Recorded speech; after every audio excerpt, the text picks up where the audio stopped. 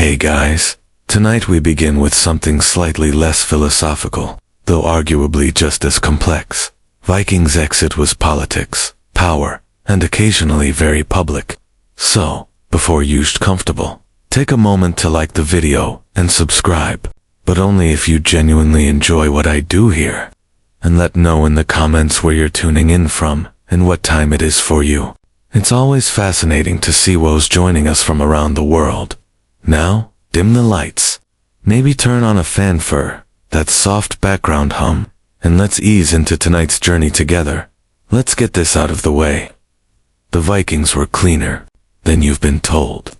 No, not spa day clean, but by medieval standards. They were practically soap-scented angels.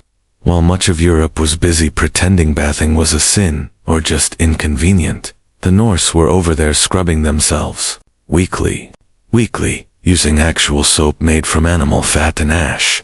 It smelled earthy, probably, but, compared to their unwashed neighbors, they were a walking cloud of lavender and smugness. They combed their hair, trimmed their beards, filed their nails, and even carried grooming kits made from bone and iron. Imagine pulling up to a longhouse date with a carved comb, neat braids, and fresh breath, in an era where most people still had hay in their armpits. English monks noticed this disturbing hygiene trend and recorded it bitterly. There's one infamous complaint from an Anglo-Saxon chronicler who basically whined that Viking men were too clean and thus unfairly attractive to local women. That's right. Their official explanation for Viking success with the ladies was soap-based cheating. The monks weren't wrong. In a world that smelled like a compost bin, the guy who bathed once a week and knew how to braid his hair was basically a sex god. But this wasn't just vanity. In Viking society, personal hygiene had status. If you were a free man, you were expected to look like one, and that meant grooming. If you were unkempt, people assumed you were poor, enslaved, or worse. A layabout who couldn't even comb out a single lice egg for his woman. Cleanliness also had rituals of kicks, before feasts, before battles, before bedroom adventures. Washed. It wasn't just about removing dirt. It was about preparing yourself presentable to God's ancestors, or your extremely discerning longhouse crush. If you think Viking romance was just grunting and dragging someone into a longhouse by their braid, think again. These were not just bloodthirsty raiders. They were also deeply sensitive, metaphor-loving weirdos who expressed love through poetry and sometimes mild threats. Vikings had an entire tradition of skaldic poetry, a type of verse so dense with metaphor, it makes Shakespeare look like and yes, they used it to flirt.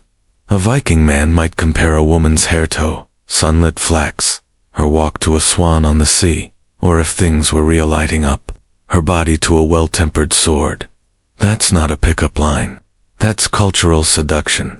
If your poem didn't come with at least 3 obscure nature references, you were doing it wrong. Beauty wasn't all flowers and fjords. These poems could get graphic. And if a man composed poetry about a woman without her consent, that was considered dangerous. In some cases, illegal.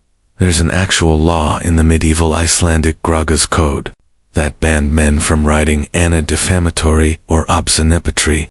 If a man implied a woman had been sexually available when she hadn't, that could result in exile or even death. So yes, in Viking society, writing a dirty limerick about someone's daughter could lead to legal consequences and a duel. Women, by the way, didn't just stand there blushing. They were fully capable of composing biting verse in return. If a man's poem was lame, crude, or lazy, she might humiliate him publicly with a retort, so scathing that entire families would avoid eye contact at feasts for generations.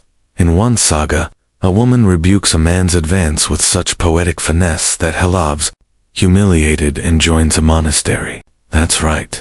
She flirted so hard in reverse he found God. So while Vikings carried swords and axes, the real weapon in matters of the heart, poetry, loaded with metaphors, laced with bragging, and legally actionable if you got too confident, Let's not kid ourselves. Viking romance wasn't exactly built on rose petals and candlelight. It was more like, your father has 3 goats. I have a strong back. Let's make a legally binding agreement. Consent existed, yes, but it had to elbow its way through a crowd of dowries, alliances, and extended family members who all had opinions. Here's how it usually worked. A man decided he wanted to marry. He didn't go serenading his beloved under the stars. He sent his dad, or his uncle, or his most diplomatic friend, to the girl's father, to negotiate a deal, because nothing screams passion, like your potential future being discussed over me and sheep valuation. And the woman should technically had a say. Technically, a freeborn woman could refuse a match. But whether that was honored depended entirely on how much her family needed land, allies, or to offload an opinionated daughter. Some sagas suggest that a strong-willed woman could turn down a suitor. Others suggest she'd better run fast if she tried. Still, the Vikings weren't entirely barbaric about it. A woman who was forcibly married had legal recourse. She could stand before witnesses and declare herself divorced. No paperwork, no court, just 3 public announcements. Basically, the medieval Norse version of "it's not me, it's you," shouted at a dinner party. And while abducting a bride might sound romantic in some badly translated sagas, Viking law did frown upon it, not necessarily stop. Kidnapping a woman for marriage was illegal, but also occasionally celebrated in poetry. Nothing says mixed messaging like a legal code and a love ballad giving you opposite advice. Then there were concubines, or as Viking law charmingly called them, bedturs. These were women, often enslaved, while were expected to provide companionship, cooking, and of course, sex. Consent in this case, mostly decorative. On the bright side, if a husband wasn't up to the job, emotionally or physically, the wife could leave. Viking women didn't have to suffer in silence. They could suffer loudly in public, and with legal backup. When it came to premarital relationships, the Vikings were, let's just say, flexible, unlike their medieval neighbors, who were busy obsessing over chastity belts and writing purity odds. The Norse took a more relaxed view. In fact, a woman's past experience wasn't necessarily a deal-breaker unless it involved, say, someone else's husband, or a very public scandal involving the neighbor's hoft. Being romantically involved before marriage wasn't taboo, it was life. Vikings were practical people. If 2 consenting adults had a relationship, the world didn't collapse. Families might raise an eyebrow, or both, if the timing was suspicious. But they wouldn't lock their daughters in towers or start inventing chastity gadgets. Virginity was never treated as a woman's value. Women were respected for their skills, their family standing, and yes, their reputation. But that reputation didn't hinge entirely on what they had or hadn't done in the bedroom. In fact, some sagas even praise bold women who went after what or who they wanted, especially if they did it with confidence and a strong sword arm. This wasn't just cultural flexibility, it was survival logic. Viking society needed strong partnerships. A woman who could manage a farm, handle trade, and hold her own in a legal dispute was far more valuable than one with a perfectly untouched romantic history. Life was hard, winter was longer, practicality usually won. That said, discretion was still encouraged. While premarital relationships weren't punished, boasting about them could get you into trouble. If a man bragged publicly about a past partner, and she hadn't consented to the story, being told, he could face legal consequences. Essentially, kiss and tell was considered both rude, and in some cases illegal. In short, the Vikings respected agency as long as it didn't cause unnecessary drama at the feast. If you thought modern mythology gets weird, just wait until you meet the Norse pantheon, a divine soap opera, where shape-shifting, cross-messing, and dramatic romantic entanglements were just Tuesday. Let's start with Frey, the god of... Frey wasn't subtle. He was frequently depicted with, let's say, overwhelming gentism for his role. His sacred statue reportedly came with anatomic-like infant features, and his worship involved rituals that celebrated life, love, and very suggestive crops. If you were hoping for a god of modesty, Frey was not your man. Then there's Loki, everyone's favorite chaos agent. In one story, Loki transforms into a mare. Yes, a female horse to distract a magical stallion, and it works so well, in fact, that Loki becomes pregnant, and Liturg gives birth to an 8-legged horse named Slipnir. Somehow, this is treated as a quirky anecdote, rather than a cosmic HR incident. In another tale, Thor crossdresses to infiltrate a wedding feast, and recover his stolen hammer, his disguise, a bridal gown, and a veil. His plan, grunt a lot, and hope no one notices the bride's beard. Spoiler, they notice but hammer is recovered, and everyone goes home slightly confused. Why does any of this matter? Because the Vikings didn't view romance, gender, or intimacy as neat little categories. Their myths were messy, fluid, and gloriously inappropriate by modern Sunday school standards. In fact, many Norse Dishascend heroes engaged in relationships that modern cultures would spend entire legal seminars trying to explain. The line between affection and absurdity was thin, and the gods crossed it regularly, usually on horseback. But here's the twist. These myths weren't seen as shocking. They were normal. Fertility, love, trickery. These were all divine forces. The gods behaved badly, not because they were evil, but because life is complicated, and sometimes your greatest lesson comes from a shape-shifting horseman. Viking society had rules, lots of them. But when it came to gender and relationships, those rules were negotiable, flexible, or, to put it bluntly, do what you want, just don't get caught looking unmanly while doing it. Let's explain. For Viking men, the worst thing you could be called wasn't a thief, a liar, or even a coward. It was urgy, a word so loaded, it made people duel over it.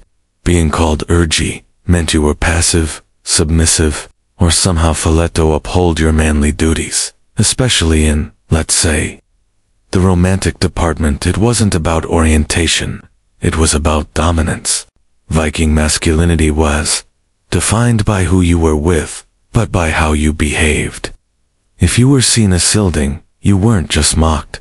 Your entire reputation could crumble faster than a poorly built longship.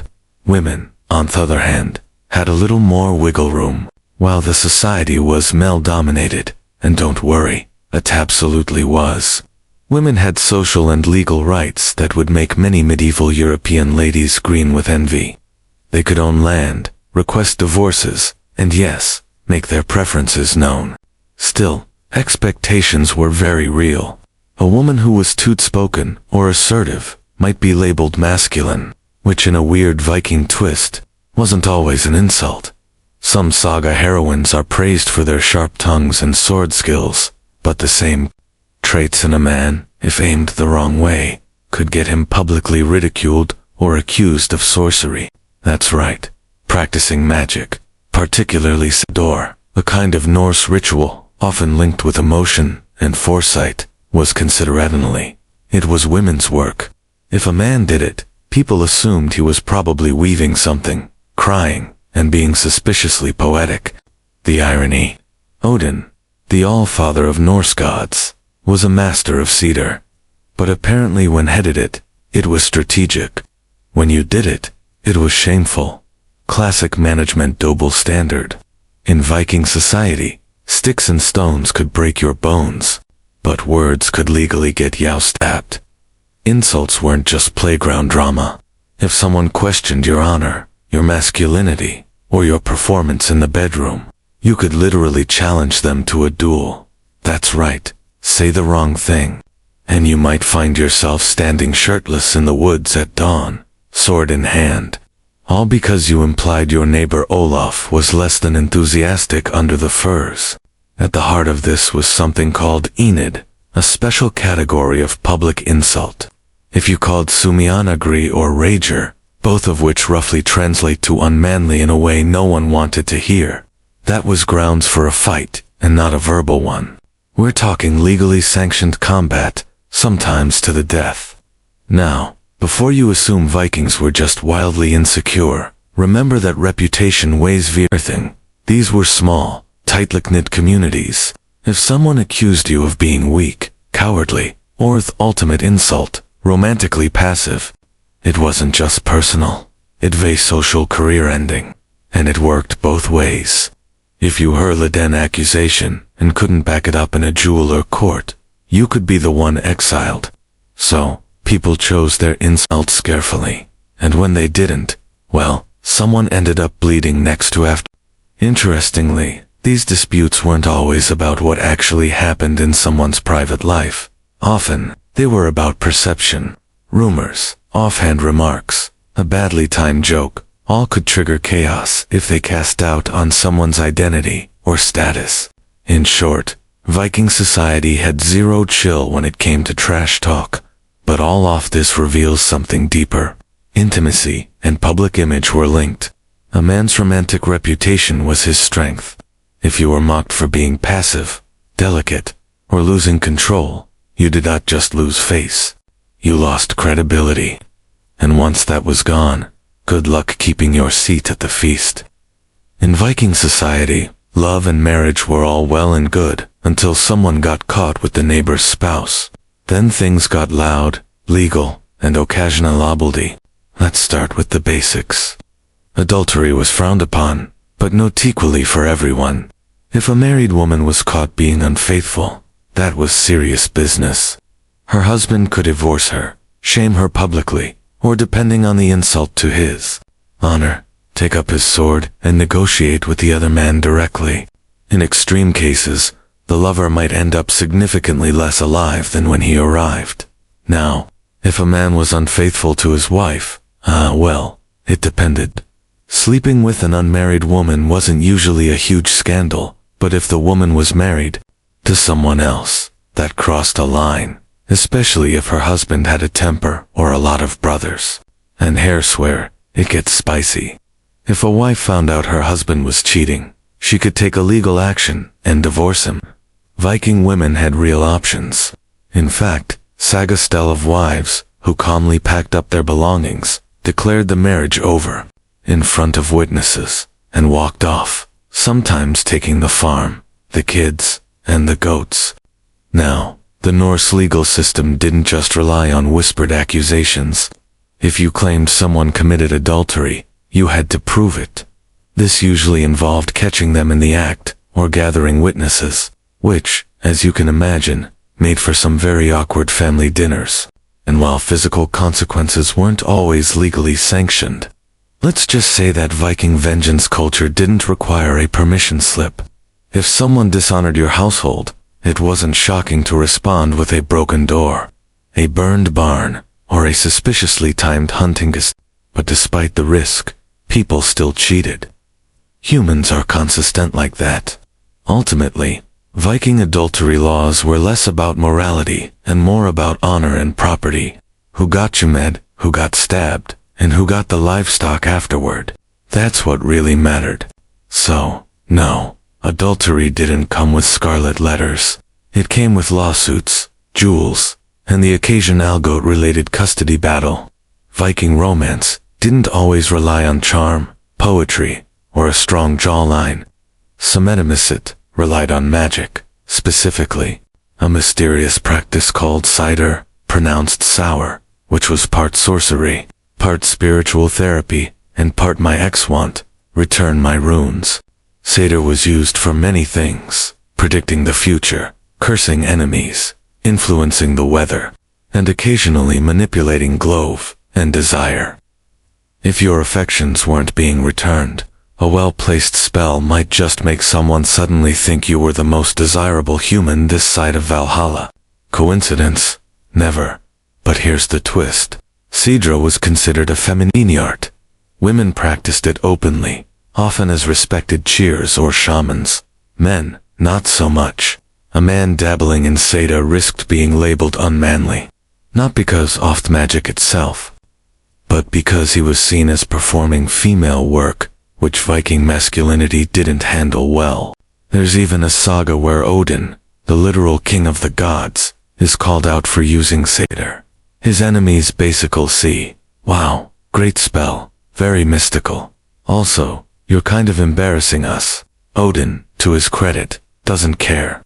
When you've got one eye and a pet raven, public opinion just doesn't sting. As for the love magic itself, it ranged from harmless charms to full-blown enchantments. Think, drink this herbal tea and fall madly in love, mixed with, if you don't, something unfortunate might happen to your cows. The Vikings never did anything halfway. Of course, there were risks. If you were caught using magic to win someone's affection, especially without consent, it could backfire, both legally and supernaturally.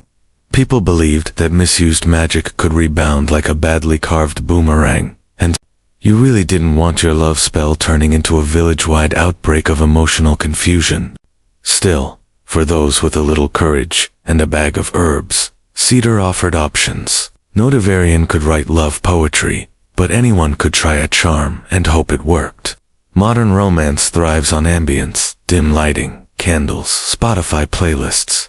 Vikings, on the other hand, had firelight, the sound of livestock snoring, and 6 relatives pretending not to notice anything. Let's talk about privacy, or more specifically, the complete lack of it.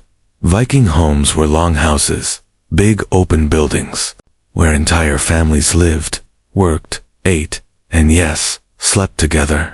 Not in a weird way, but in a weird trying not to freeze to death kind of way. The whole clan, parents, grandparents, children, workers, and sometimes a goat or two, shared the same space, walls, optional, curtains, luxuries, personal space.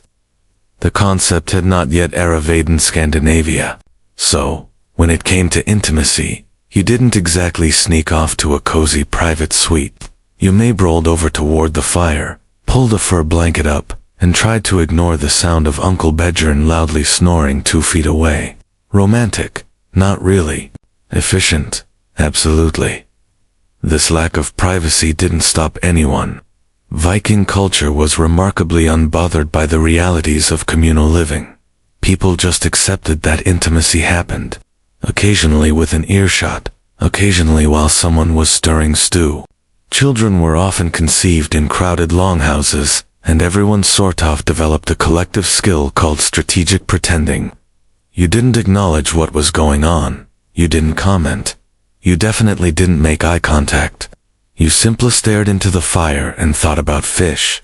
Now, if you really wanted privacy, Yahoo had options. Kind of wealthier families might hang tapestries or set up detours, the Viking equivalent of a do not disturb sign. But for the average Norse couple, a little discretion and good timing were the best you could hope for. Still, despite the lack of privacy, there was no real shame. Viking society didn't obsess over modesty the way later Christian Europe did. Physical intimacy was natural, necessary, and they just didn't want to talk about it while grandma was within earshot. Let's talk about contraception, or, as the Vikings knew it, hope, herbs, and possibly magic. Now, there's no detailed medical manual from the Viking Age titled How to Not Have Kids When You're Busy Pillaging. But there are clues, and based on those, it's safe to say they had some idea to manage reproduction, or at least slow it down when necessary. First off, Viking women were extremely knowledgeable about herbs, not just for healing wounds or curing fevers, but for lessening the chance of sudden family expansion. Plants like juniper, mugwort, and wild carrot were known throughout Europe for their possible contraceptive properties. Did they work? Possibly. Did they taste like sadness and regret? Probably. There's also evidence that certain practices like extended breastfeeding were used strategically to delay the next pregnancy. Not exactly romantic, but effective. Think of it as the Viking version of family spacing, minus the spreadsheets. But here's the twist. Viking culture didn't obsess over reproduction the way later religious societies did. Children were valued, yes, especially sons who could fight, and daughters who could marry well. But sex wasn't only about making heirs. Pleasure was very much part of the equation. Even in the sagas, romantic encounters are described with a surprising amount of realism. Couples fall in love, grow apart, or get bored and divorce each other. That kind of casual acknowledgement of human nature suggests a culture that wasn't fixated in purity or guilt, just practicality. Of course, if contraception failed, their responsibility almost always fell on the woman. Men weren't expected to know much about those things. A man might be able to sail across a stormy sea using just the stars and a raven. But ask him how mugwort works and he'd stare at you like you'd grown a second axe. If you've ever wondered whether same-sex relationships exist in Viking society, the short answer is yes. The long answer is yes, but only if you really managed the optics. The Vikings didn't use our modern terms for sexuality, but they certainly understood that people sometimes formed close, even romantic bonds with others of the same gender. And while that might seem surprisingly open-minded for an axe-swinging culture, it came with one massive catch: honor. You see, Viking masculinity was built on dominance, not just in battle, but in every area of life. If two men were involved, the social fallout didn't revolve around who they loved, but who did what. Specifically, the man seen as taking the passive role could be mocked, shamed, or worse, challenged for his manhood. This wasn't about morality. It was about status. A man could wear furs, braid his beard, and serenade his best friend with emotional poetry, and still be admired. But if someone implied he wasn't the dominant force in his private life, that could destroy his reputation faster than a leaky long ship. There are even saga accounts of men being accused of such things, and then demanding duels to defend their honor. Because clearly nothing says I'm definitely the alpha like fighting Sumi at dawn, because of a rumor about cuddling. And what about women? Honestly, they got far less attention in the legal texts. Likely because their relationships weren't seen as threatening to the social order. Two women together didn't produce heirs, didn't mess with property rights, and didn't challenge the male ego. So, while we don't have much direct evidence, it's entirely possible that such relationships existed and were quietly accepted or at least politically ignored. Interestingly, the Norse gods didn't care much about gender at all. Loki, as we've mentioned, had children in both male and female forms, and no one batted an eye. The divine realm was followed. It was just the humans who needed everything to fit neatly into a saga-friendly narrative. If you thought Viking marriage was all about long feasts, exchanged swords and blood oaths, you might be surprised to learn casually it could end. Because in Viking society, divorce wasn't some drawn-out legal drama. It was more like, I'm done. I'm taking the ox. Good luck. Seriously, Viking women could divorce their husbands. And they didn't need a lawyer, a judge, or a ceremonial raven. All they needed was a clear voice and a couple of witnesses. Here's how it worked. A woman could end the marriage by standing in front of a group of people, preferably at the front door or the couple's bed. Yes, really, and declaring that she was leaving. Bonus points if she could name why she was leaving, like abandonment, violence, or classic. He won't stop reciting bad poetry in bed, and that was it. Once the declaration was made, the marriage was considered dissolved. Property and children would then be divided, usually according to social custom or pre-existing agreements. It wasn't always clean, but it was shockingly efficient. No waiting 6 months. No custody battles dragged through 3 winters. What's more, Viking women often walked away with their dowries intact, and in some cases kept control of land or valuables they brought into the marriage. Divorce didn't make a woman a social pariah. In fact, many remarried, especially if they were wealthy, skilled, or the kind of person who could wrestle a goat without flinching. Of course, not all separations were peaceful. Some involved accusations, feuds, and the occasional dramatic saga were the exit. But even then, the culture generally accepted that sometimes people just move on. The gods were chaotic. Why not relationships? It's also worth noting that men could divorce to using threesome method, though their reasons usually involved lack of obedience, which probably tells you everything you need to know about male expectations. If you think modern weddings can get weird, wait until you hear what the Vikings were doing with their goat sacrifices, bridal swords, and extremely awkward bedroom rituals. Viking weddings weren't just a party. They were a political merger, a legal contract, and a community event with strong opinions, and an even stronger smell of smoked fish. The festivities could last up to a week, depending on how wealthy or dramatic the families were. Think of it as Game of Thrones with fewer dragons and more passive-aggressive toasts. The bride and groom each had symbolic preparations. The bride had her hair unbraided, a sign of maidenhood ending, and sometimes wore a breezing Armin-style necklace if her family was feeling extra mythological. The groom, meanwhile, might retrieve his ancestral sword because nothing says, "I'm ready for commitment," like brandishing a weapon at your in. But here's where things get very Viking. The consummation. It wasn't just encouraged, it was mandatory. And in some regions, it had to be witnessed. Yes, witnessed. In some cases, a few unfortunate aretas stood by the door, torches in hand, to make sure the couple sealed the deal, and didn't just pass out from me and nerves. Why? Because this wasn't about love. It was about validating a contract. Marriage affected inheritance, land rights, alliances. So if you didn't follow through, someone might challenge the legitimacy of the union later. That's how you end up with lawsuits and blood feuds. Much simpler to just awkwardly nod from outside the curtain and hope for minimal eye contact. Of course, not every wedding was that dramatic. In less theatrical comedies, the act was simply assumed, or at worst, verified, through loud bragging the next morning over breakfast too.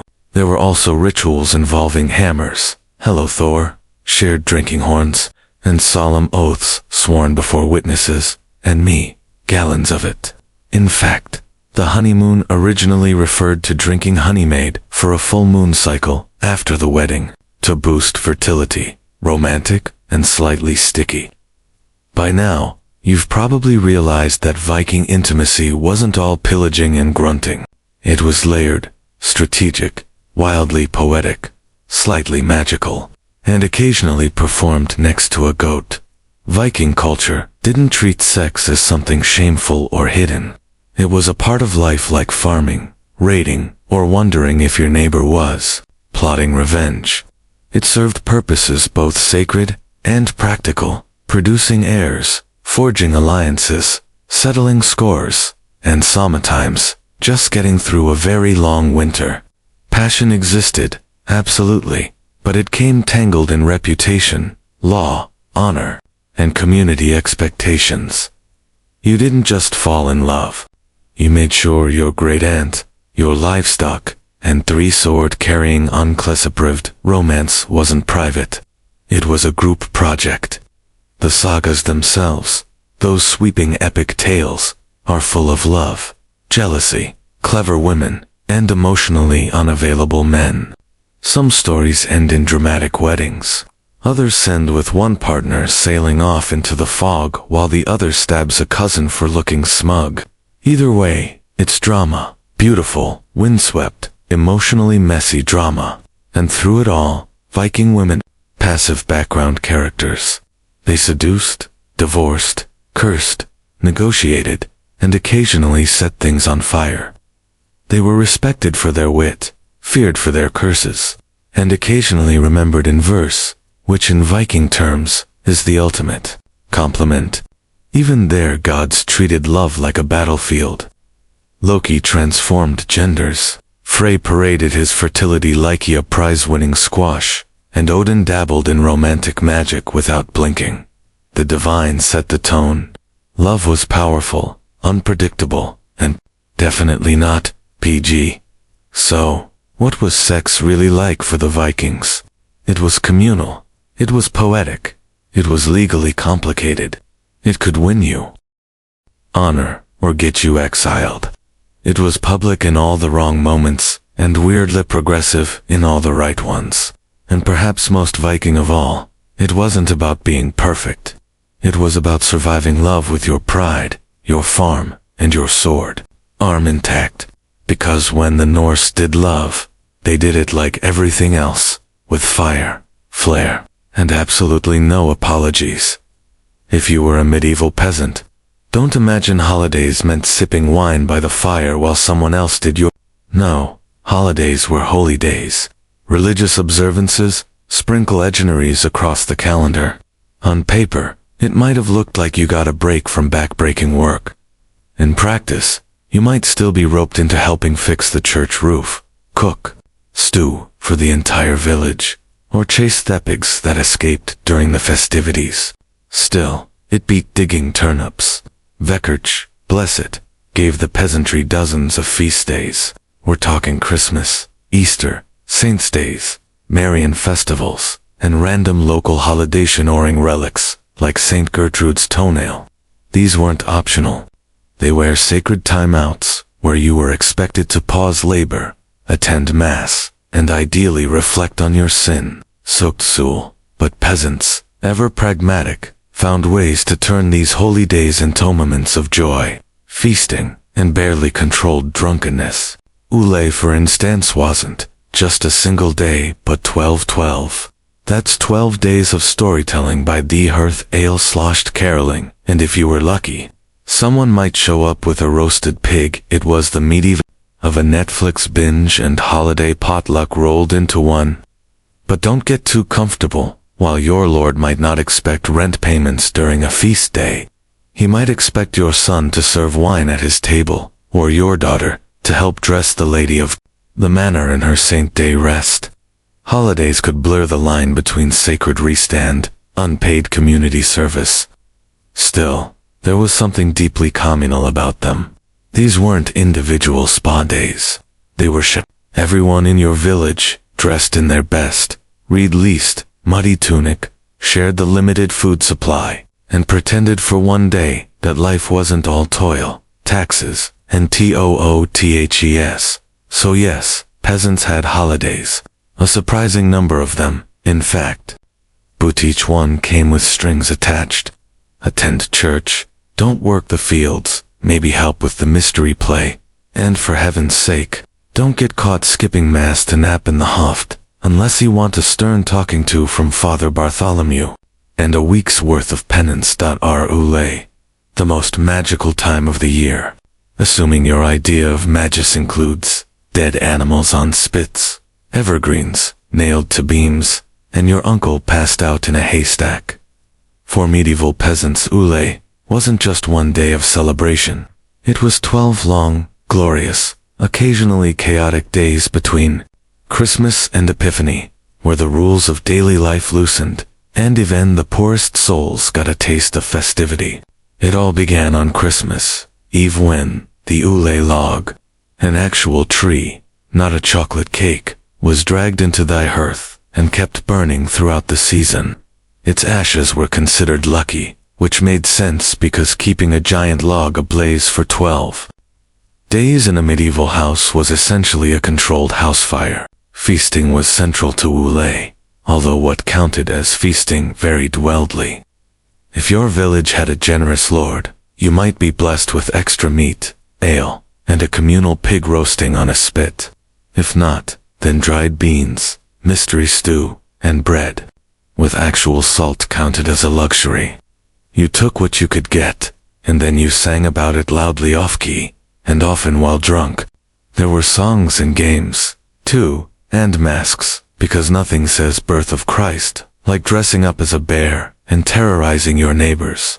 These traditions carried whispers of older pre-Christian customs, remnants of pagan solstice rituals repackaged with Christian branding.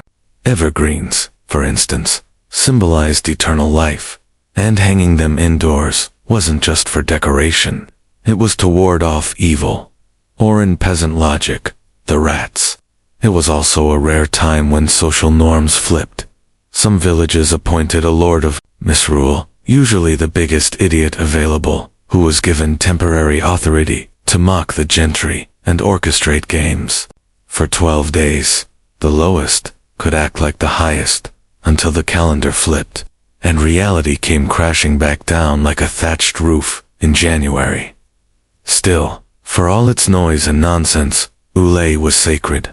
Not just in the religious sense, but in the emotional. It was warmth in the cold, light in the dark, laughter in a world where teeth were optional by age 30. In those 12 days, peasants weren't just survivors, they were celebrants. And come January 6th, back to work.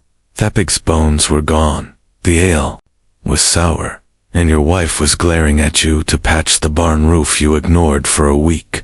If Ulay was about ale and ashes, May Day was all about flowers and fertility, and not just the kind in the fields. For medieval peasants, the 1st of May wasn't merely a date on the calendar. It was a riot of color, music, and mischief, celebrated with the kind of reckless joy only possible when winter was finally over, and the crops hadn't failed yet.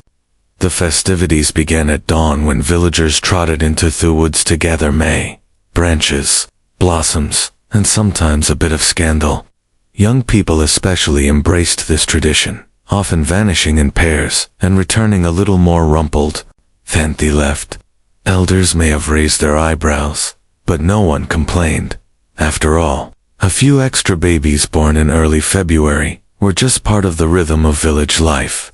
At the heart of the celebration stood the maypole, a tall wooden pole, planted in the village green-end bed, with ribbons, flowers, and enough local symbolism to make a Freudian blush.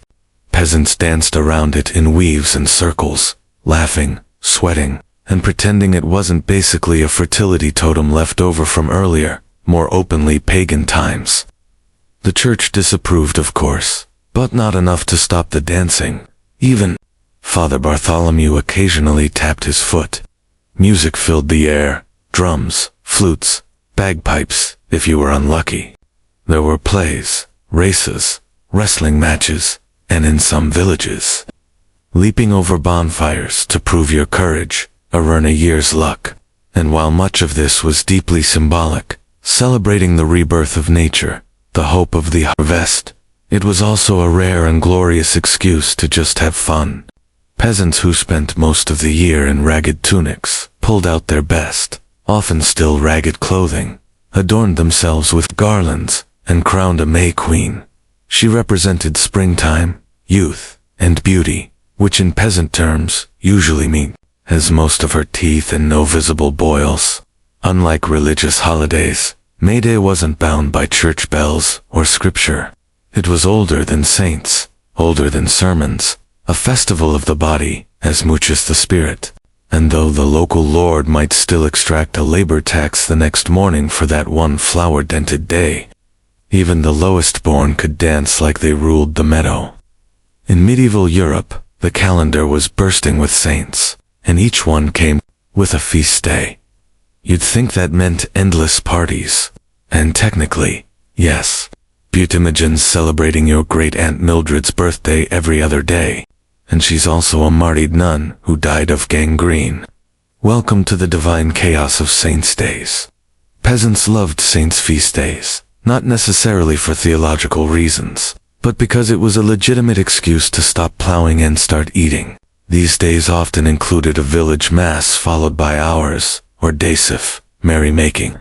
Think processions with relics, mystery plays in the mud, barrels of ale cracked open before noon, and that one barefoot guy shouting about Sam Blaze' miraculous fishbone removal. Each village had its favorite patron saint. Some chose practical ones. Saint Isidore for farmers, Saint Apollonia for students. Others went with local legends like Saint Ethelbert of Nowhere, who allegedly cured leprosy and hiccups. Whoever the saint, the feast day involved honoring their memory through rituals, prayers, and possibly roasting a goat. If your town was lucky enough to possess a saint's relic, a finger bone, a piece of cloth, or an item dubious labeled Saint Agnes' actual eyeball, the feast day became a full-blown festival. Pilgrims might visit, merchants set up stalls, Mrs. put on theatrical renditions of the saint's life, often mixing spiritual inspiration with accidental comedy, collapsing props, and at least one guy forgetting his lines. The best part, you didn't work. At least not in the field. You might still beasked to help with decorations, play trumpet badly in the parade, or fetch water for the communal stew, but it wasn't backbreaking toil, and you probably got a crust of meat and some holy gossip in return. Of course, that kept a watchful eye on these celebrations. Too much wine, too much dancing, and suddenly what began as Appius event risked devolving into a full-blown peasant rave. Still, most clergy understood that joy, even messy, muddy, slightly blasphemous, was better than despair. And if singing songs about St. Bridge while sloshing ale kept morale high, so be it. Before Lent, that 40-day joy vacuum of fasting, praying, and pretending you didn't just eat cheese behind the church, came Carnival. And for medieval peasants, it was the one time of year where chaos wasn't just allowed, it was blessed. Carnival, also known as Shrovetide, was the season of sanctioned misrule. Think of it as the medieval version of spring break, but with more turnips and fewer regrets. It kicked off right before Ash Wednesday and acted as a spiritual pressure valve. If you were about to spend weeks living like a monk, you had to party like a heretic first. Masks came out, often grotesque or animal-like, allowing peasants to become something else entirely. Devils, kings, talking pigs. People cross-dressed, made rude songs about the nobility, and staged mock parades where the village idiot was crowned king of fools. For, once the line between lord and laborer was hilariously, dangerously blurred. Thiefhood, absolute madness. You had to eat all the fat, meat, and dairy wouldn't be allowed during Lent. That meant pancakes, sausages, butter, soaked everything, assuming you could get your hands on such luxuries. It was a last hurrah for the taste buds before Lent arrived and reminded everyone they were dirt and ash. There were games too. Peasants hurled flour bags at each other, staged mock battles in fields, and occasionally attempted to ride farm animals like noble steeds. One particularly popular event was the peasant joust, where two drunk villagers at each other with cabbages tied to sticks. The winner earned nothing but bruises and bragging rights, and Wilheathy Church frowned upon the wilder elements, the lewdness, the mischief, the chicken stealing. They also knew Bedtime to cancel it. Carnival wasn't just fun, it was catharsis. It was a time when peasants scowled, invert the world, laugh at the powerful, and feel even briefly like masters of their fate. Then came the ashes. As Lent arrived, the masks were burned, the songs stopped, and the world went quiet. Meat vanished from the table, bells tolled solemnly, and the same villagers who danced half-naked around a bonfire 2 days earlier knelt in church, solemn and hungry. But the memory of Carnival lingered, a reminder that joy, like wine, should be savored while it lasts.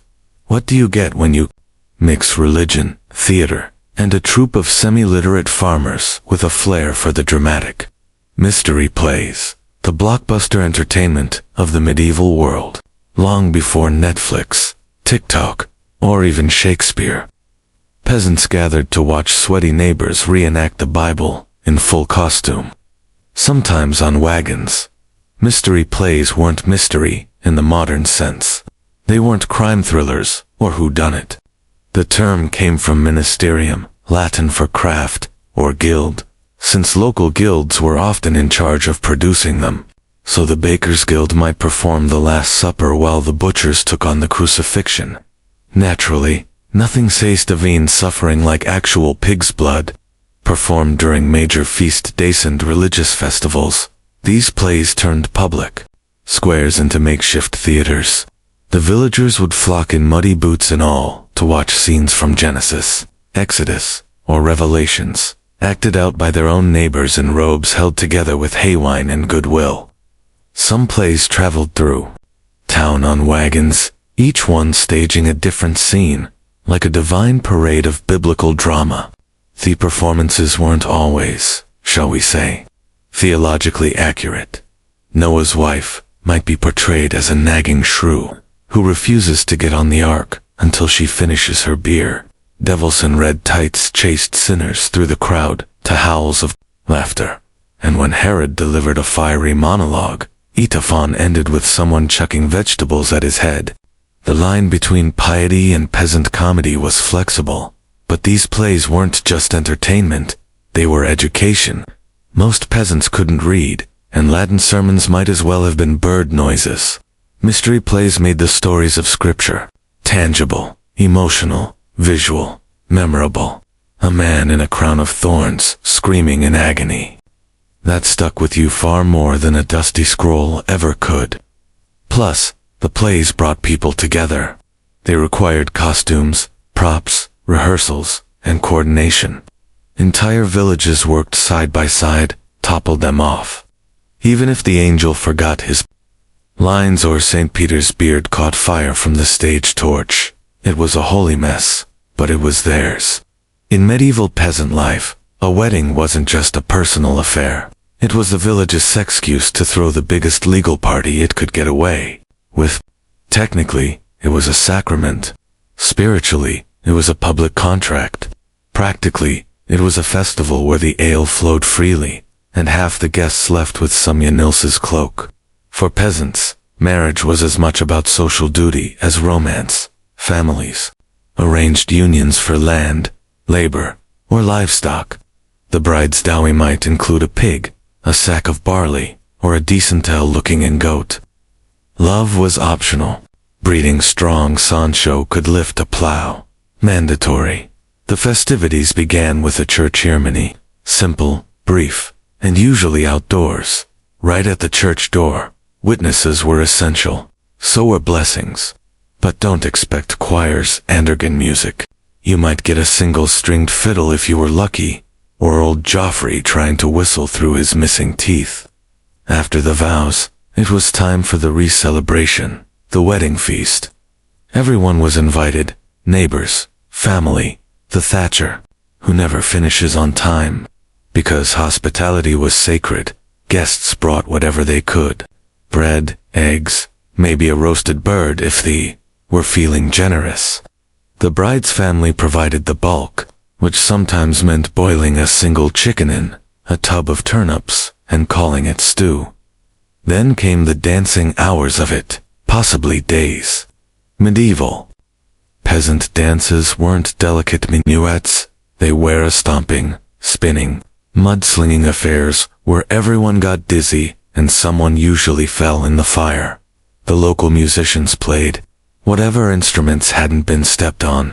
There were games, too. Jokes, abuti laws, boardy songs, and contests that ranged from who can drink the fastest togas, how many children they'll have before the first harvest. All done with the cheer of people who hadn't had this much fun since last May Day.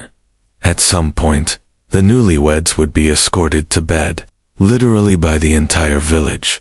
This bedding ceremony involved blessings, laughter, and just enough uncomfortable chanting to make it weird. Then the curtains closed, and 9 months later, you guessed it, another festival. Despite the many feast days, festivals, and official holidays on the medieval calendar, peasants quickly learned a hard truth.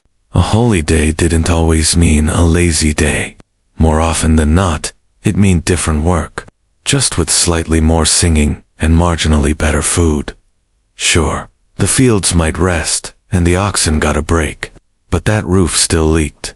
The priest's barn still needed sweeping, and someone had to cook the communal stew that was mysteriously made entirely of onions and hope. Holidays weren't about idleness. They were about public service with extra candles. Let's say it's St. Swethin's Day. No fieldwork. Great, but you're now helping erect a flower arch out of dead branches. Then you're drafted into the mystery play as Roman soldier Napatu, whose only job is to yell blasphemer and fall in the mood on cue. Later, you're stirring a cauldron in the churchyard while Father Bartholomew micromanages your seasoning. Even the 12 days of Ule weren't pure. Someone had to gather firewood, brew the ale, roast the questionably boar, and keep the Ule log burning, which basically required a night shift rotation if it went out early. Bad omen, possibly the Black Death. No pressure. Children and elders didn't get off easy either. The kids were tasked with gathering herbs or delivering awkwardly shaped bread to neighbors. The elderly were expected to sit near the hearth and tell stories, preferably ones that didn't end in fire, plague, or goatscaping. Though, to be fair, those were the best ones. Some villages had traditions, like church cleaning day, which was cleverly scheduled on a saint's feast to make it sound less like a chore. And if your local lord decided he wanted a new banner sewn or a moat cleared before his feast, guess who got volunteered? Of course, there were still bright spots. Work on a feast day usually came with extra food, maybe a gulp of ale, and the camaraderie of neighbors grumbling in unison. Plus, nothing built community quite like hauling a rotten log out of the village pond together. For medieval peasants, life was brutal, but not entirely joyless. In fact, the calendar was peppered with enough festivals, holy days, saints' feasts, and village weddings to give even modern planners a headache. These events didn't just provide moments of rest, they offered structure, meaning, and a rhythm to a life otherwise ruled by mud, toil, and taxes. Each season brought its own blend of sacred and social celebration. Winter held the warmth of Ule, candle-lit masses, and storytelling by the fire. Spring delivered May Day, full of blossoms, bonfires, and blushing faces disappearing behind hedges. Summer was the time for saints' processions, pilgrimage fairs, and maybe, just maybe, a feast hosted by the manor lord that didn't taste like turnip surprise. Autumn closed the loop with harvest festivals. These weren't as flashy as Carnival or Ule, but they were deeply satisfying. After months of sweating in the fields, peasants gathered for communal meals, thanking the saints for not sending affamine or locusts again. There was dancing ale and roasted things that probably shouldn't have been roasted, but no one complained. Even the fasting seasons like Lent and Advent were part of the rhythm. They made the feasting sweeter, the celebrations more profound, and while the church might have hoped peasants would spend those days in quiet repentance, most simply switched to grumbling in thin broth until the next excuse to party rolled around. The joy wasn't just in the celebration itself, but in the anticipation, planning a mystery play, brewing ale, sewing ribbons into old tunics. These were acts of hope. They gave peasants something to look forward to, a chance to feel alive, connected, and part of something larger than themselves. And that perhaps was the real miracle of the medieval festival calendar. It stitched together a world constantly on the edge of illness, invasion, or starvation, with moments of laughter, music, and collective relief. Whether dancing around a maple, falling off a pageant wagon, or burning their fingers on a Yule log, peasants found a way to celebrate the absurd and divine alike. In the end, they didn't need luxury, just time, community, and a reason to lift a mug and shout, "Blessed Saint, whoever, we made it through another year." Saladin, or, as his contemporaries knew him, Yosef ibn Ab, was born in 1137 in the town of Trit, in what is now Iraq. It was an unremarkable start in a turbulent land. His Kurdish family wasn't royalty, but they weren't peasants either. His father Ab was a military officer in service to the powerful Zen dynasty, who ruled over much of Syria and northern Iraq. Still, no one looked at young Yosef and thought, there goes the future liberator of Jerusalem. Unlike most warlords of his time, Saladin wasn't raised in a blood-soaked training yard. He grew up in Baalbek and on Damascus, where his education included theology, mathematics, law, and poetry. He studied the Quran deeply and developed a lifelong love of learning. He wasn't some brash teenage sword swinger. He was quiet, reflective, and almost bookish. His early mentors described him as gentle and deeply devout. not exactly the stuff of war epics, not yet, but the world around him was anything but peaceful. The Crusaders still held Jerusalem, and the Muslim world was fractured by petty rivalries. Different emirs ruled different territories, each more concerned with power than unity. Sunni and Shia factions jostled for control, and alliances shifted faster than a desert wind. Into this mess Saladin stepped not as a self-declared hero, but as a loyal servant under the command of his uncle Sharu, a tough-as-nails general in the service of Nur ad-Din, the ruler of Aleppo. At this point, no one expected greatness from Saladin. He was smart, yes, obedient, devout, but he wasn't particularly charismatic or war-hardened. He wasn't groomed for power. In fact, when he was first sent on campaign to Egypt alongside Sharu, some records suggest he went reluctantly. His interests were spiritual, not strategic. Politics bored him. And yet, destiny had her plans. And once Egypt opened its gates, so too did opportunity. What made Saladin unique wasn't that he craved power, but that he wielded it with humility when it came. He entered the story as a background character, a nephew, an assistant, a quiet man in a loud world. And somehow that quiet man would go on to change history. Saladin didn't march into Egypt expecting a crown. In fact, he didn't want the job. All in the 1160s, Egypt was ruled by the crumbling Fatimid Caliphate, a Shia regime beset by civil unrest, famine, and endless court intrigue. When the Crusaders and various Muslim factions started poking around, Nur ad-Din sent his trusted general, Saladin's uncle Sharu, to restore some order. Saladin, ever the beautiful nephew, followed. He was supposed to assist his uncle, not lead a country, and yet that's exactly what happened. After a few years Afmasi campaigns, backroom deals, and some very suspicious natural deaths, Sharu seized control of Cairo and promptly died. Just like that, the sword had barely cooled in its sheath before the question emerged: who takes over now? Enter Saladin. Reluctantly, the court expected an easily controlled figurehead. They saw a quiet, religious man with little charisma, and even less political ambition. Perfect. But within months, Saladin showed he was anything but a placeholder. He moved fast. First, he consolidated power in Cairo, outmaneuvering rivals with a mix of diplomacy, piety, and sheer competence.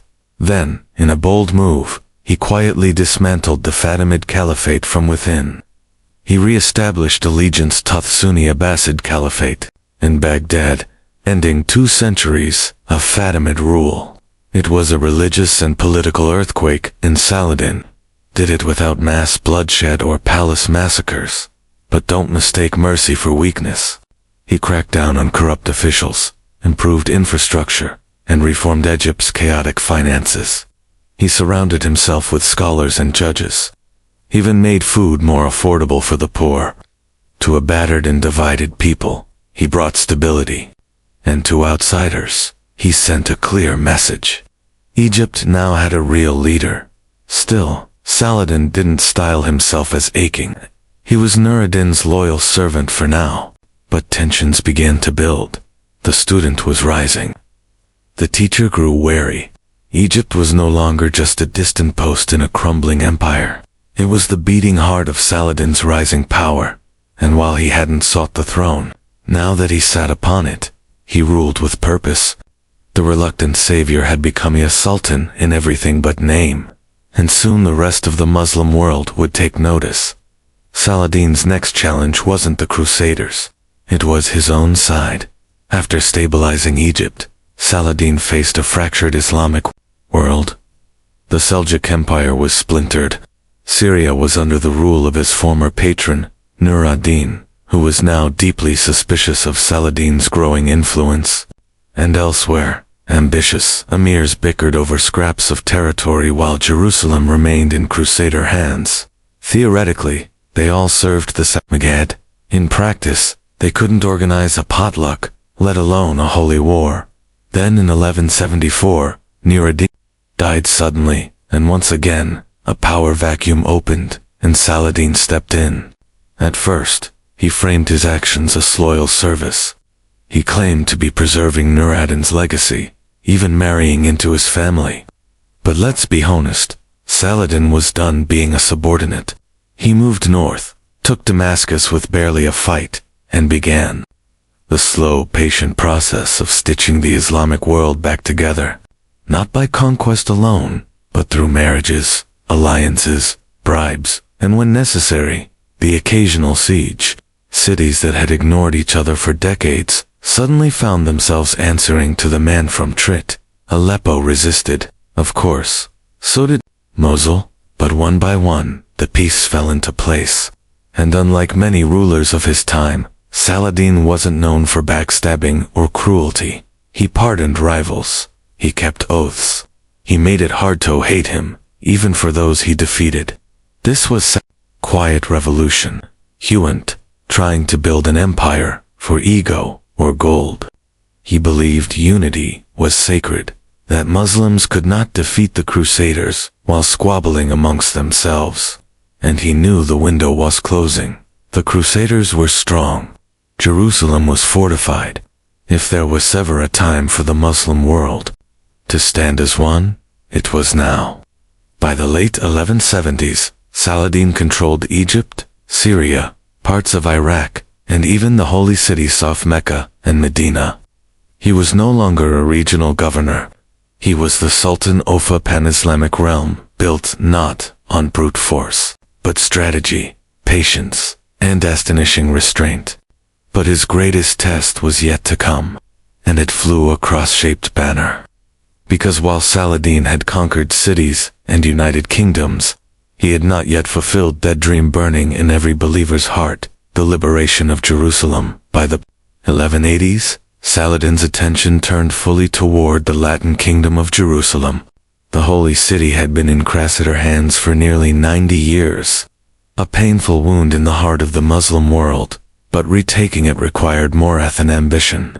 Saladin needed timing, preparation, and most of all, a reason that would unitize fragmented allies behind a single cause. That reason came courtesy of the Crusaders themselves. One of the most volatile figures in the Crusader estates was Riald of Charshan, a man so famously unhinged he made other Crusader lords look like cautious monks.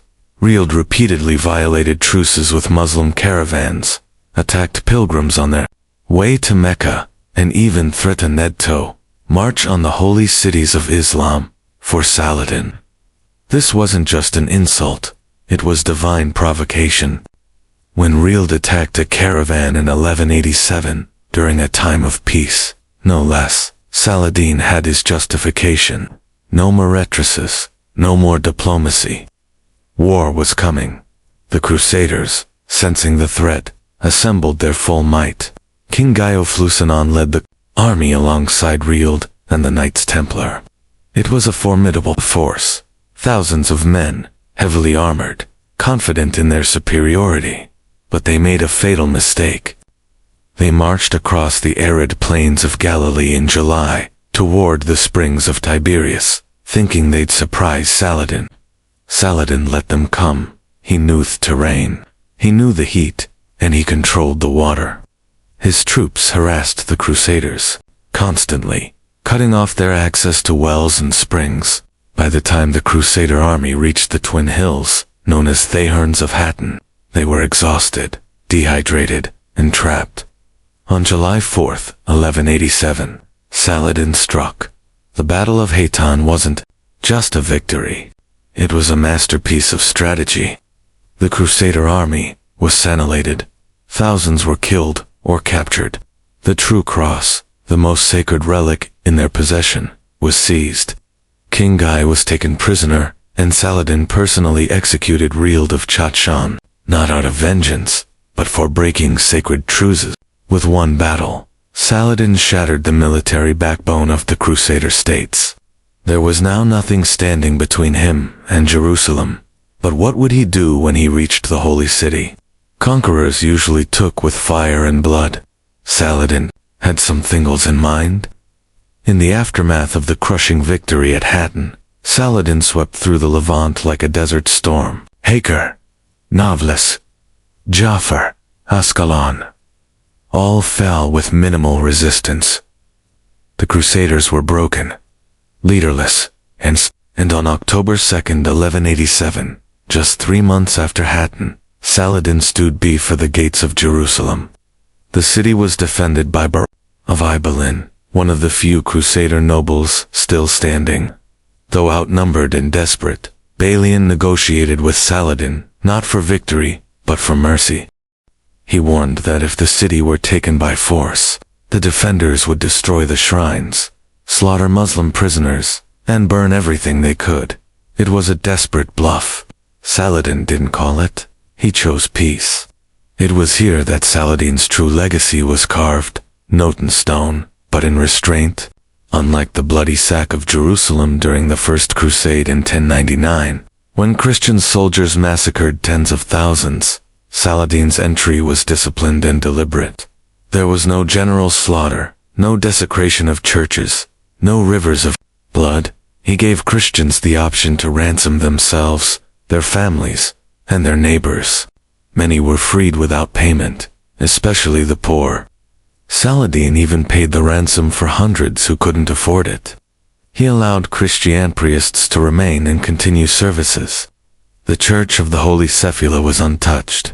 Holy sites were protected, not out of political savvy alone, but genuine religious principle. For Saladin, this wasn't weakness, it was justice. He believed that Jerusalem, sacred to Muslims, Christians, and Jews alike, should not be soaked in vengeance. To wield power without cruelty, that was the true expression of faith. His mercy shocked Europe. To lease off, his honor spread even in enemy lands. Chroniclers who hated Islam still wrote of Saladin with reluctant admiration. Some even compared him favorably to their own kings. In reclaiming Jerusalem, Saladin had done what few thought possible. He not only reversed decades of Crusader conquest, but did it with dignity and restraint. The city washes, but the world, watching from afar, began to realize that his strength lay not just in his sword, but in the way he chose not to use it.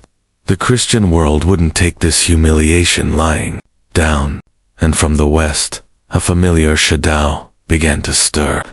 News of Jerusalem's fall hit Europe like a thunderclap.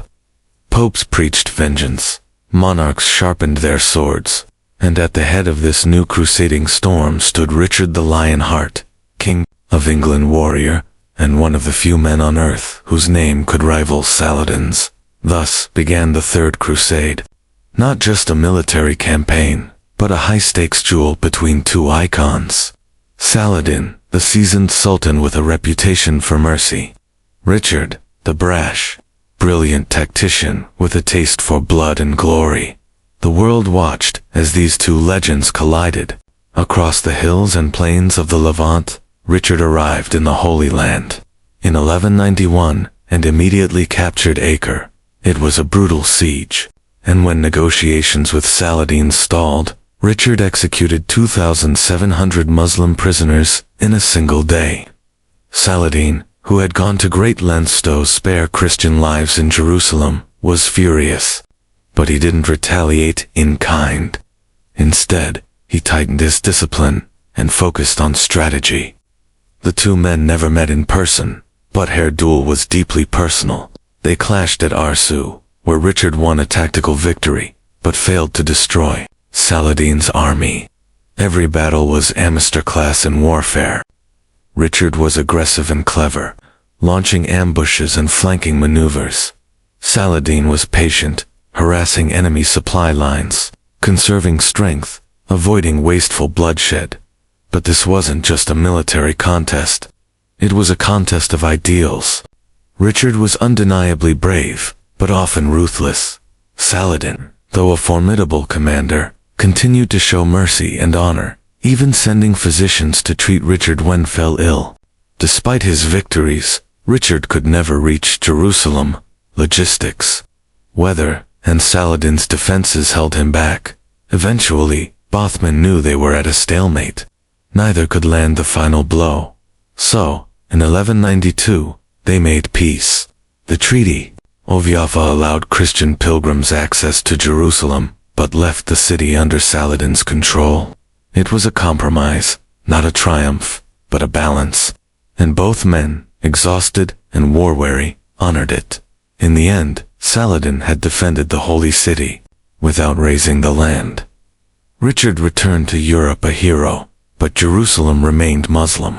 2 lions had roared, but only one still held the crown. Saladin's battlefield prowess made him famous, but it was his character that turned him into legend. Unlike many rulers of his era, Christian or Muslim, Saladin didn't bathe in cruelty or surround himself with sycophants. He was devout, modest, and astonishingly humble. For a man who ruled an empire from Egypt to the borders of Mesopotamia, he slept on mats, gave away personal wealth to the poor, and wept openly at sermons. No palaces dripping with gold, no extravagant displays. Just a man who believed power was a test, not a prize. He fasted regularly, even outside of Ramadan, and studied the Quran with the same intensity he applied to warfare. Saladin prayed before battles, but more importantly, he prayed after them, not in thanks for victory, but in mourning for the lives lost.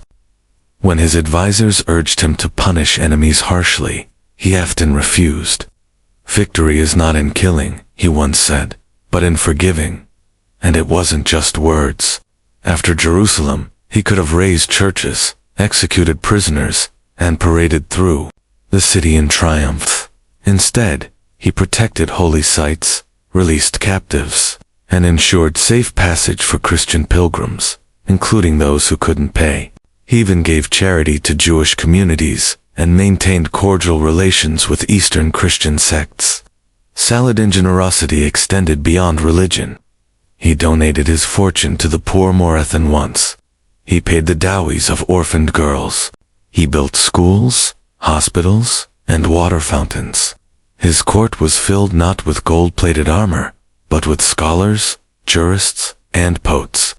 But for all his gentleness, he wasn't naive. Saladin understood diplomacy, timing, and power better than most.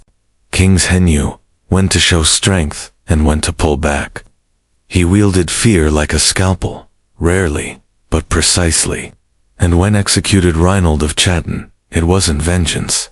It was justice, delivered liney, and without spectacle. Saladin didn't just lead an army. He led by example. His piety wasn't for show. His mercy wasn't weakness, and his restraint wasn't cowardice.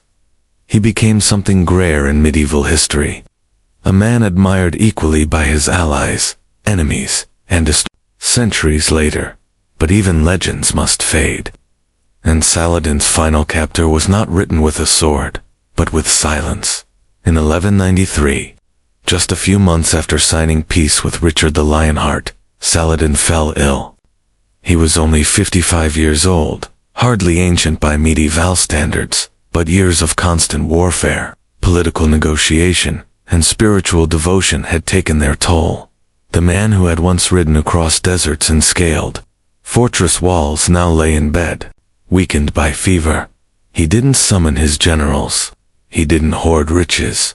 Instead, he turned inward, spending his last days in prayer, reciting verses from the Quran, and giving away what little remained of his personal wealth. And that's not poetic exaggeration. When Saladin died, his treasury was so empty that there wasn't enough money to pay for his own funeral. The man who had ruled empires left behind 1 dinar, 47 dirhams, and a legacy worth more than any crown. His death was not dramatic, no assassination, no poisoned chalice. Just a quiet exit befitting the humility with which he had ruled. He was buried in Damascus near the Grand Mosque, not in some golden tomb or fortified palace, but in a modest mausoleum. His coffin was draped in simple cloth, and no royal regalia marked his resting place. Years later, Emperor Wilhelm II of Germany would visit his tomb and donate a new casket, one made of marble. Even Europe's royalty, long after the Crusades had ended, paid their respects. Saladin's empire did not last long after his death. Like many great leaders, his strengths had held together a fragile coalition, and once he was gone, his sons and nephews squabbled over the pieces. Syria, Egypt, and Mesopotamia soon drifted apart again. But Saladin himself was never forgotten. In the Islamic world, he remained the embodiment of righteous rule, a warrior who fought for justice, not conquest. In the Christian world, he became their enemy, remembered with respect, even reverence. European chroniclers called him noble, wise, and even holy. Descriptions not typically reserved for infidels. It was said that he kept a shroud near his bed as a reminder that nothing, not kingdoms, not fame, not even Jerusalem, would follow him to the grave. And yet, centuries later, his name still does. Saladin died in 1193, but his legend never did. In fact, his reputation only grew not just in the Muslim world, but across continents, cultures, and centuries. Unlike many medieval rulers who were forgotten or vilified, Saladin was remembered as something almost mythical. A man of war and peace, faith and tolerance, power and humility. In the Islamic world, Saladin became a symbol of what righteous leadership should look like. For centuries, sultans and caliphs invoked his name to legitimize their own rule, though few could match his grace or discipline. His model of jihad was not driven by fanaticism, but by duty. He fought to defend lands and people, not to glorify himself. He ruled with fairness, governed with scholars, and died with empty pockets. In many ways, he became the gold standard, the ideal Muslim ruler that others pretended to be. But perhaps more surprisingly, Saladin was embraced by the Christian world as well, despite being the chief opponent of the Crusades. European historians and poets painted him in glowing terms. Dante placed him in the virtuous pagans of the Divine Comedy, a high honor in a Christian cosmology. Baccio wrote of his generosity, and in the centuries that followed, Saladin became a Catholic hero in European romances. By the 19th century, Western leaders invoked his name as a model of noble conduct, even during colonial wars in the Middle East. His name became larger than his empire. In modern times, Saladin's sign has remained potent. Arab nationalists of the 20th century invoked him as a symbol of unity and resistance. Statues of him still stand in Damascus and Cairo. Streets, schools, and even battle tanks bear his name. He is seen not just as a military hero, but as a bridge. A figure who commanded respect from both his own people and perhaps that is Saladin's greatest legacy. Not just that he retook Jerusalem, or defeated cruiser kings, or ruled an empire, but that he proved it was possible, even in an age of blood and steel, to lead with compassion, to fight with honor, and to leave behind a legacy not of terror, but of respect. He died a sultan. He was remembered as something far greater. The Yoshiara district in Adeto wasn't merely a place. It was an entire world sealed behind wooden gates and floating on the edge of fantasy. Official is sanctioned by the Tokugawa shogunate in 1617. It was created to keep pleasure contained, controlled, and out of sight. What emerged, however, was something far more complex. A dazzling dreamscape of painted faces, fluttering silks, and tragic love stories whispered behind paper walls. At its heart were the courtesans, not simply prostitutes, but cultural superstars. The highest ranking among them, the Own, were icons of refinement. They trained for years in the arts, poetry, music, calligraphy, and the subtle language of flirtation. They wore layer upon layer of embroidered kimono, their hair adorned with ornate pins like miniature weaponry, their movements rehearsed to perfection. A single glance from an Own could cost a fortune, a conversation, even more. From the outside it looked like luxury, but inside, Yoshiwara was a gilded cage. Once a woman entered the pleasure quarters, often as a child sold by desperate parents. Her fate was sealed. Contracts could last decades. debts were nearly impossible to escape. She was renamed, redressed, and remedento, someone marketable. The outside world became a rumor. The irony. These women were masters of performance, adored for their elegance and charm, and yet they were prisoners, not by chains, but by silk and obligation. And for the customers, Yoshiwara offered illusion. Just as much as fle. Samurai could shed their armor, merchants could pretend they were poets, and everyone could forget their caste for a night. But the illusion only lasted as long as the night did. Come morning, names were forgotten, and love, if it had sparked at all, was left to rot in memory. True affection was dangerous in Yoshiwara, forbidden even. A courtesan falling in love risked punishment, or worse, being sold off to another house. A samurai caught loving beneath his class faced ruin. And yet it happened again and again. Whispers of forbidden romance curled through the alleyways like smoke, always lingering, never safe. This was the paradox of Yoshiwara, a world built to sell love, where real love could only destroy you. In the world beyond Yoshiwara's gates, outsiders often confuse geisha with courtesans, but inside the district, the lines were sharply drawn, even if they sometimes blurred under candlelight and perfume. Courtesans, especially the high-rank, were the stars of Yoshiwara. They were legally classified as sex workers, but culturally revered like celebrities. Their clients didn't just pay for a night of pleasure. They paid for the performance of desire, a living poem stitched in silk, are untouchable unless pursued with the patience of a monk and the fortune of a daimon. Courting one could take months, and that was by design. Only the wealthiest and most persistent could ever hope to sharia futon with her. Geisha, on the other hand, were entertainers, not lovers. They played the shamus and composed witty haiku, and poured sake with grace, hunned over years of apprenticeship. Their art was their allure.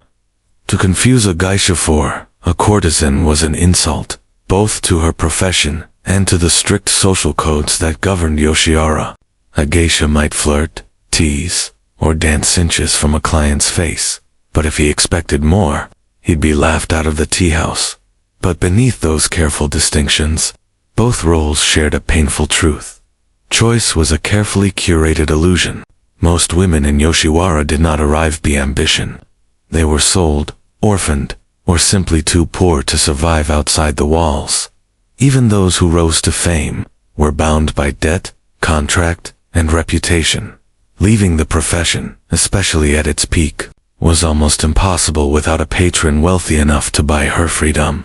This practice Muki was rare and not always romantic. It could mean rescue or simply a new form of ownership. And yet, many women found ways to carve out moments of autonomy.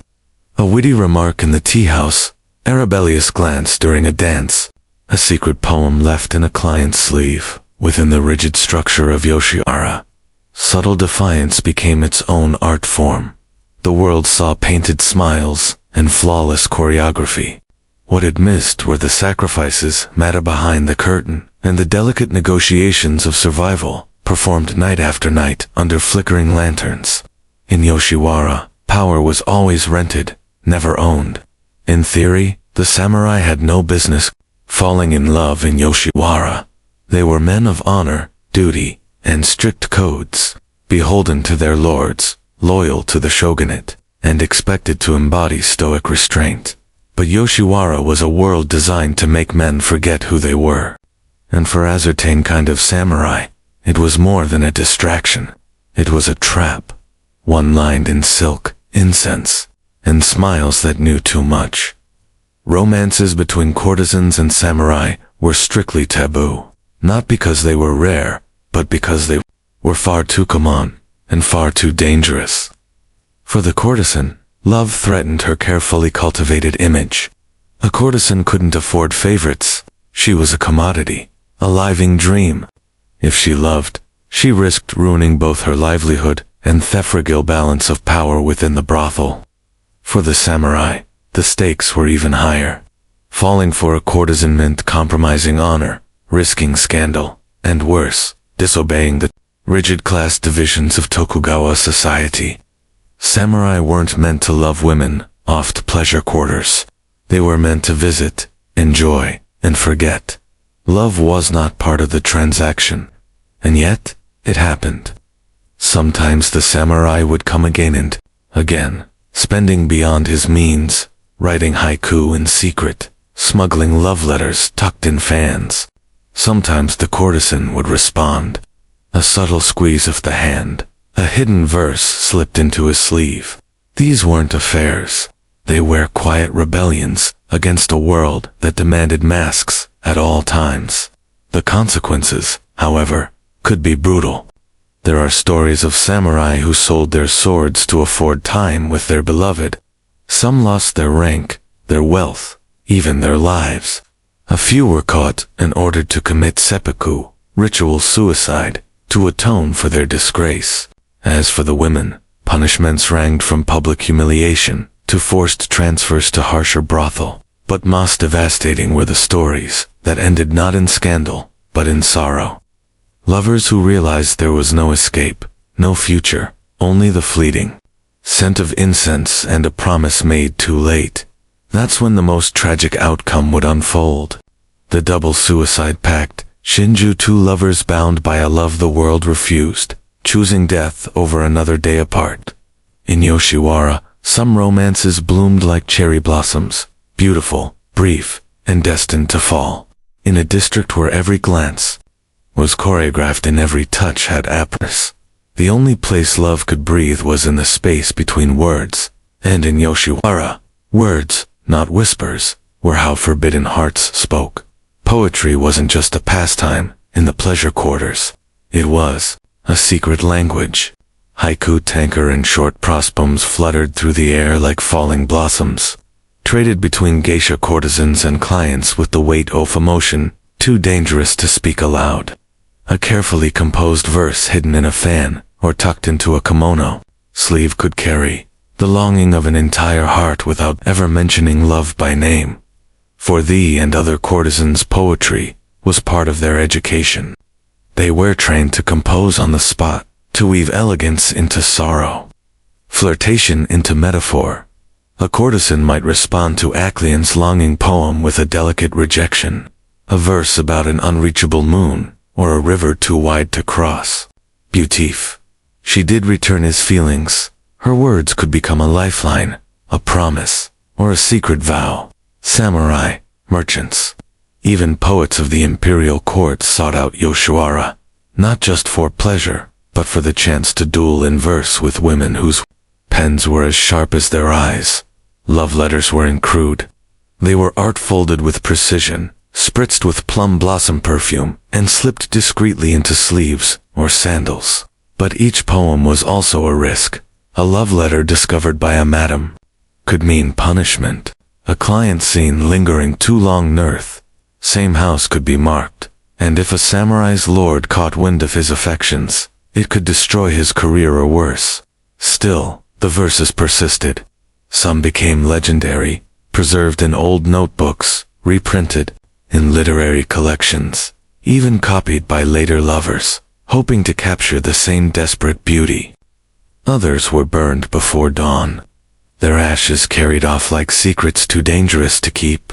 In a world where love was a transaction, poetry allowed it to be something else, something fragile, fleeting, and forbidden, something you could hold in your hand, read under candlelight, and for a moment believe was real. For most women in Yoshiwara, freedom wasn't a dream. It was a calculation, a number, a price. Courtesans, especially the elite, were bound by contracts as heavy as any chain. They owed debts for their training, their costumes, their housing, even the daily food they consumed. Every kimono, every hairstylist, every performance, all of it was logged, charged, and stacked onto a running tab that grew faster than it shrank. The only way out was muck, the act of buying bought out. A patron, usually a wealthy merchant or retired samurai, could pay the full amount owed and secure the courtesan's release. It sounds romantic, and sometimes it was, but more often it was a trade. One gilded cage exchanged for another. Some women were truly rescued, married into wealth, or allowed to start quiet lives far from the red lantern glow of a ghetto. Others simply moved from one role of servitude to another. Concubine, mistress, or unofficial second wife, kept behind closed doors and paraded only when convenient. Even in freedom, they were rarely treated as equals. Then there were those who tried to escape without payment.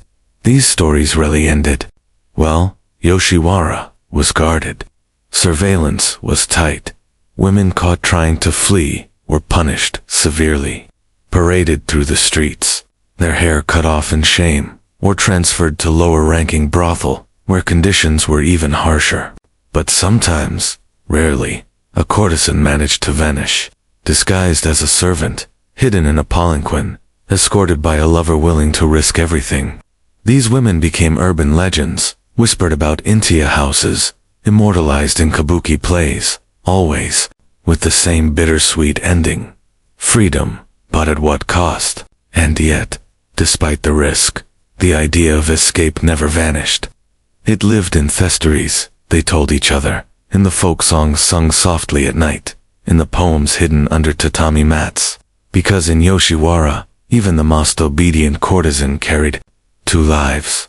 The one she performed and the one she dreamed of when the lanterns dimmed. A life outside the brothel walls. A Namathat was hers again. A love that didn't come with a receipt. Escape was rare. Redemption was rarer. But in a world built on illusion, hope was the one thing no one could tax. In a place designed to sell pleasure, some oft most enduring love stories from Yo are tragedies. And none looms larger than the haunting ritual of Shinju, the lover's suicide pact. These weren't melodramatic gestures or theatrical legends, though kabuki plays often turned them into both. They were aerial, chilling events born from desperation. In Yoshiwara, when a courtesan and her lover faced a world that forbade their union, when freedom was impossible, when debt was crushing, and when love became unbearable, death felt like the only escape. Most pacts followed a pattern. The courtesan, often locked into a long-term contract, could not leave the brothel without a massive buyout. Her lover, typically a samurai or wealthy merchant, might have family obligations, societal expectations, or a declining fortune that made escape impractical. They would meet in secret, write poems, share final cups of tea, then disappear into the night to the riverbank, the forest, or a rented room. Some cut their throats with hidden blades. Others drowned themselves in nearby canals tied together with silken cords. Their bodies were often found still entwined, as if even death couldn't pry them apart. The public reacted with a mix of horror, and officials condemned Shinju as immoral and disruptive. Brothel titans secured it. The shogunate issued laws banning the performance of such stories on stage, and yet, the people could not look away. These tragic deaths were romanticized in literature and song transformed into folk legends and kabuki spectacles. Plays like the love suicides at Amajima turned real-life despair into cultural mythology. Audiences wept. Poets composed elays. But behind the drama was the raw truth. These were people so trapped by societal roles, so starved for dignity that death seemed kinder than life. Not every courtesan died in love. Most survived, endured, and aged out, off Yoshiwara quietly. But the ones who chose to die, or had no real choice, carved themselves into Japan's cultural memory, with blood and blossoms. In a world obsessed with performance, Shinju was perhaps the only act that couldn't be faked. In the candle liths of Yoshiwara, art was more than decoration. It was defiance. Every fan flutter, every stroke of calligraphy, every carefully arranged kimono fold was a form of silent resistance against a life that was anything but free. The courtesans and geisha of the pleasure quarters were artists by design. They were trained in traditional music, dance, ink, painting, poetry, and etiquette. Their job was to embody the ideal of feminine beauty, intellect, and poise, an impossible standard made real through relentless discipline. But these weren't passive performance. They were acts of control in a world that stripped these women of almost everything else. Beauty armor, a flawlessly styled wig, a poem that captured heartbreak in 17 syllables, a dance that communicated longing without words. These weren't just performances for clients. They were ways to maintain identity, dignity, and a sense of self in a world built to erase them. When a courtesan bowed with perfect grace, or composed a haiku under pressure, she was saying, "I still exist. I still choose how I am seen." The art also traveled outside the brothel walls. Woodblock prints, ukiyo, or pictures of the floating world, immortalized the courtesans in vivid color.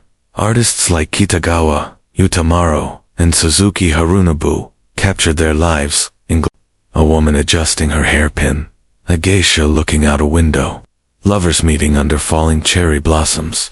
These images became wildly popular, collected by commoners and nobles alike.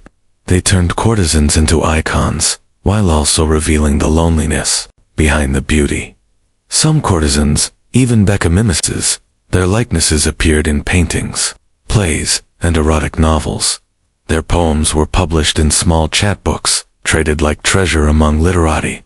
For a few, this artistic fame offered something rare, a voice.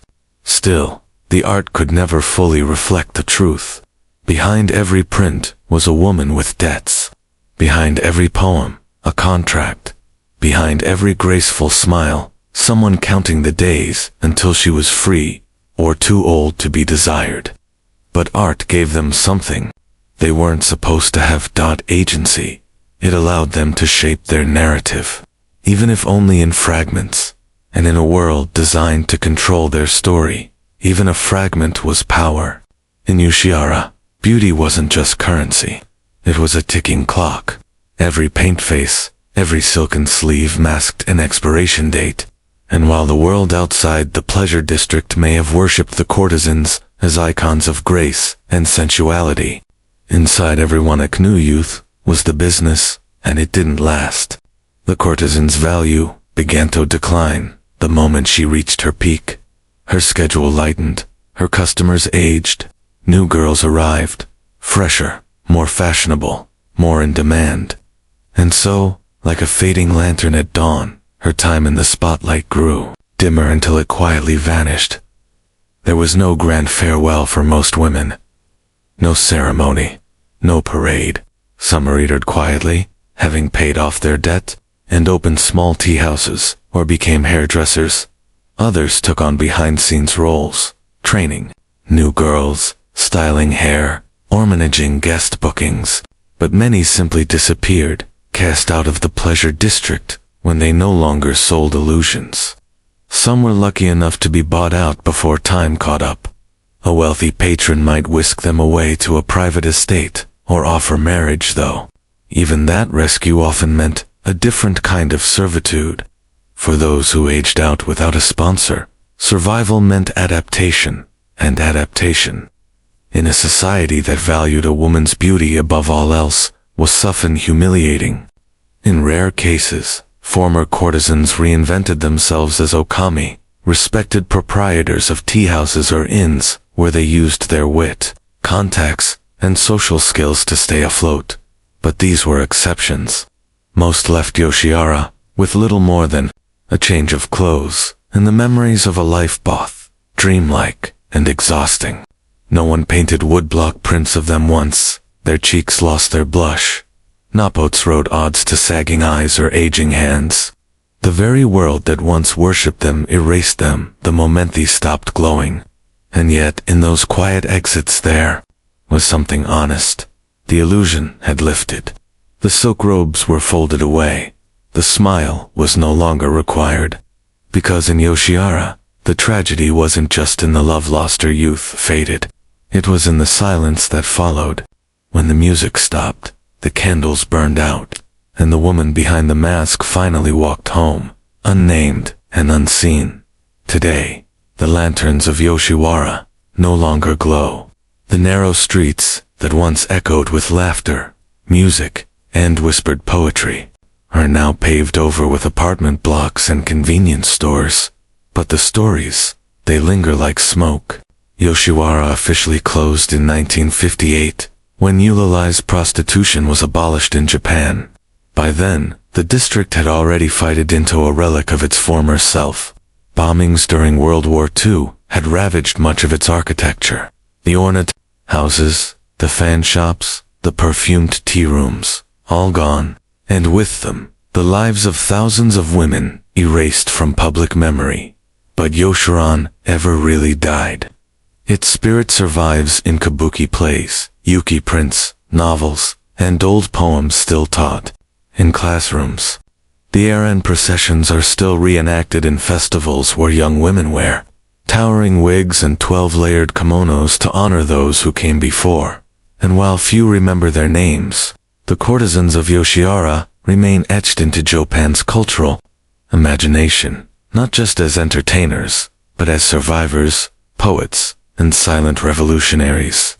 Modern Japan struggles with their legacy. On one hand, these women are romanticized, transformed into symbols of elegance and mystery. On the other, their suffering is often overlooked. Their lives are a steal, misunderstood, blurred by fantasy and shame. They weren't just women in elaborate makeup. They were children sold into bondage, artists who turned performance into power, lovers who risked everything for a moment of real connection. And maybe that's why their ghosts still walk. Many locals tell tales of Yoshiwara's spirits. Women seen wandering the alleys late at night, their kimono trailing behind them, searching for something lost. Others say the old brothel sites carry a strange stillness, as if the pace refuses to be paved over completely. Whether or not you believe in ghosts, the truth is this: Yoshiwara is part of Japan's soul. It is the memory of a hidden world built on illusion-stained tragedy, but also filled with unmatched beauty and fleeting joy. Thanks for watching.